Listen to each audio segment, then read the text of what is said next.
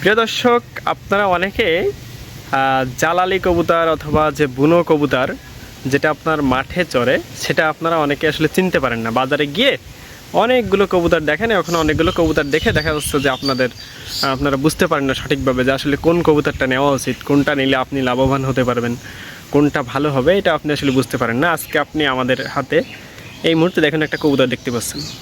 আমি আজকে এই কবুতর, এটা একটা জালালি কবুতর আর এটা একটা বুনো কবুতর। এখন আজকে আমি আপনাদেরকে এই সম্পর্কে আসলে ব্যাখ্যা করব যে এটা আমি কি করে চিনলাম যে এটা বুনো কবুতর নাকি জালালি কবুতর নাকি আপনার মাংসে বাড়ে, কিভাবে কোনটা কি আমি আপনাদেরকে আজকে এটাই বলব। দেখুন, একটা জালালি কবুতরের চেনার প্রধান যে দুটো উপায় সেটা হচ্ছে এর ডানায় দুটো দাগ থাকবে সাদা সাদা।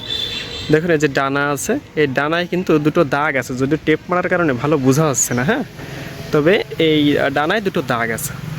আর আরেকটা এর চোখের দিকে তাকান তো, চোখটা দেখুন একটু লাল লাল। আপনি সব কবুতরের চোখে কিন্তু এরকম লাল পাবেন না। তো এরা হচ্ছে বুনো কবুতর। আর এদের সবচেয়ে যে বৈশিষ্ট্য যেটা, এরা আপনার বাইরে যায়, মাঠে যায় এবং মাঠে গিয়ে যে মাঠের খাবার আছে ওইটা খায়। এর কারণে আপনার মানে বাড়ির খাবার বেশি একটা দেওয়া লাগে না।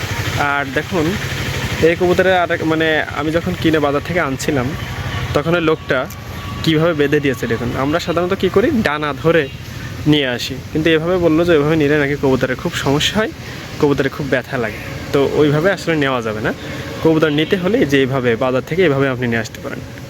বুঝতে পারছেন কিনা? আর তাহলে আমি কি বললাম যে জালালি কবুতরের দুইটা বৈশিষ্ট্য, একটা হচ্ছে চোখ লাল আর একটা হচ্ছে এই যে আপনার ডানায় পরপর দুইটা সাদা ডাড়া ডাড়া দাগ থাকবে। এটা দেখে আপনারা বুঝবেন যে এটা জালালি কবুতর।